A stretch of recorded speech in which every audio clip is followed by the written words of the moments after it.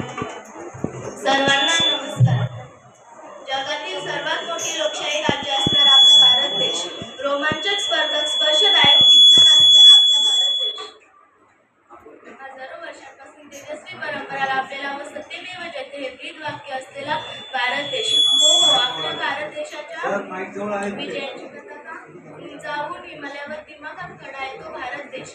सादर करता है जिला परिषद शाळा माहुली सबसे ऊंची विजय पताका लिए हिमालय खड़ा का सबसे ऊंची विजय पताका लिए